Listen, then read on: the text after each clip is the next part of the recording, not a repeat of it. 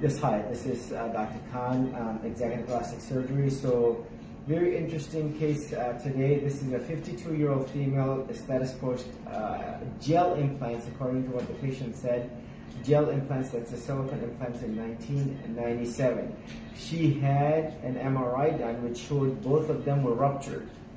And so when I examined her yesterday, there was actually a mass that was protruding out from the left breast and the right breast. You really couldn't feel the implant. Now what's interesting is as I went in, you will see complete end block 12623, initials MS. And what I want to show you, I cut out the excess skin for the contouring, and as you will see right here, this is what I removed. And look at the way this has collapsed. It's like triangular, if you will, and it's folded up on itself. I go around. Now remember, anytime you remove anything, it has to be done end block. That's the gold standard. And there's a lot of inflammation present. So what it looks like, and on clinical exam yesterday, I told her it looks like she has had saline implants. And remember, back in '97, the silicone implants were banned, and so she could only get saline. So I'm going to go ahead and open this up. And as you will see, look at this relatively thick capsule. And as I go in, very interesting, you will see this is the end block of ruptured saline implant, and this is indeed what is literally collapsed on itself. And I'm going to go ahead and remove this. Now, can I go ahead and get a syringe? So anytime you have fluid around the implant, you have to send this off to pathology. That's the take-home message. So what I'm going to do here is I'm going to take this fluid. And we have plenty of it, but we want to send everything off. Remember, this is a sterile field. I've seen some patients do it on a non-sterile field. No, you want to do it on a sterile field so that you have. Now remember, some of it may be the saline. If I can get another syringe, please. I'm going to put it right here. But there's plenty of fluid. Some of it may be the saline. Now you have to rule out the PLLC.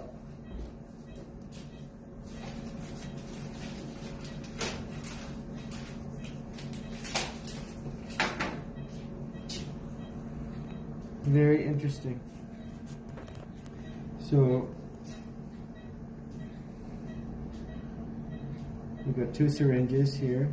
Can I get 3 more syringes, please? So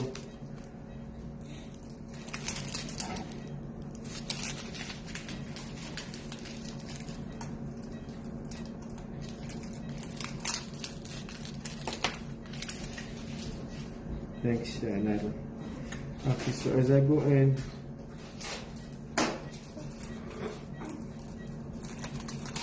let's save this one 3.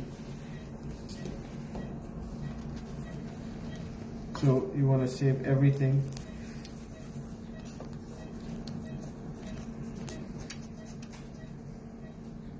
That's good.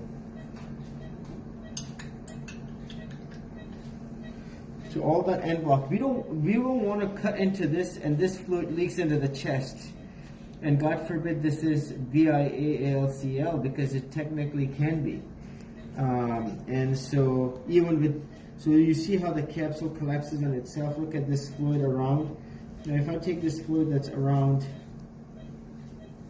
and I go like this, you can see it's viscous, it's not clear saline, and this is where that gel bleed is. And look at this crud that's here. Look at this. I'm going to go ahead and send this off with the capsule so that they can see. And so look at this implant. It looks like a valve issue. Look at this. This is a faulty valve and a rupture right here. Look at this. She said that, you know, when the left one collapsed, she felt like she got a big heart attack because it completely, just like a flat tire, if you will, deflated. So this is, look, it's ruptured over here too. Look at that. So I'm going to go ahead and use it's ruptured here. The valve was an issue, as you saw, right here, and then the third one here. MRI said ruptured. Now what's interesting is the MRI did not say it was saline or silicone. They were very general about it. Now what I'm going to do is I'm going to go ahead and remove the second pair of gloves that I have so I don't cross-contaminate. And I'm going to go over to this left side with the L left side. And look at this. Very thick tissue, abnormal. If I touch this, this does not feel normal. Over here too, a lot of inflammation. This patient was hurting. What's interesting is her best friend sent her to me, and I did her surgery as well. Nice lady. So as I go in, look at this. So we have some fluid. So what I'm going to do is I'm actually going to go in.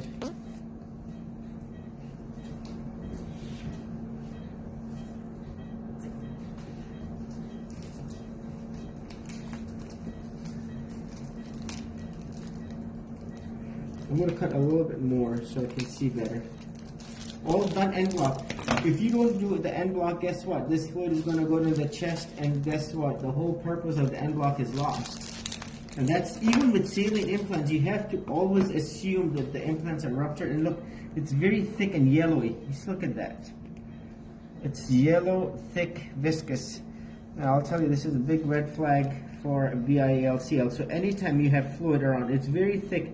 I'm just going to go ahead and take this and I'm going to drop it. You can see how it's like honey, like molten honey. You see, it says that. So very interesting. And this lady was poisoned by these supposedly saline implants. What a shame that they did not ban the saline implants, because this is in 1997. You could get only saline implants, and these were supposed to be the safer ones. I'll tell you, saline implants are as bad as silicone implants, if not worse, because they give you the illusion that these are safe. Look at the viscosity of this. Thank you very much. Look at the viscosity of this. So what I'm going to do is I'm just going to gravity dependent area. I'm going to get some more fluid out. We have to set everything off. And look at that. It just keeps coming. One more. So this is very thick fluid. Very viscous. And I'm going to go ahead and... Implants are not safe. Be it saline and silicone. And so as you will see, look at this. I want to show you once again. If I go in, it's thick. It's not saline. And look, this was much larger on this side than that side.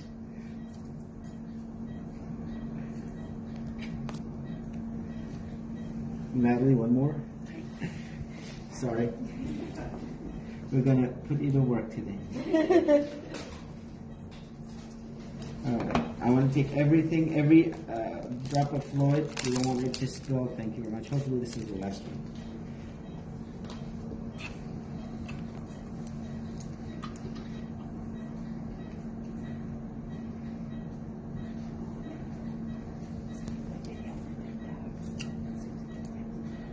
So again, I want to show you how thick this is on the inside. So I'm going to put it here.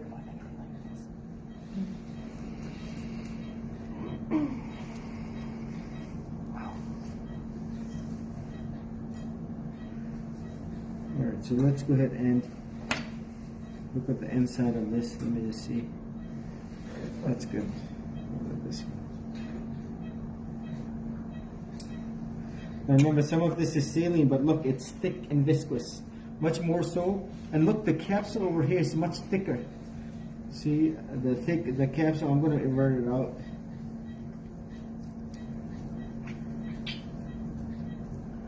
Look at it, it has this consistency. Remember, all that end block, much thicker capsule. And see the inflammation right here around, that has to go. I'm going to cut this open just to be complete. Now you cannot tell grossly that if it is cancer or not cancer. The pathologist has to dissect.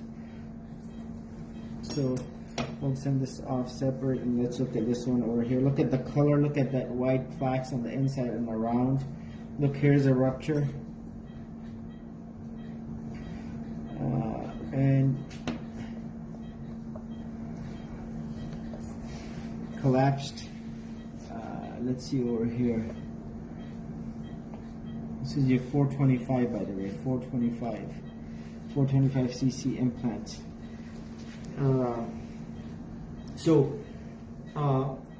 Take-home message: saline implants are not safe.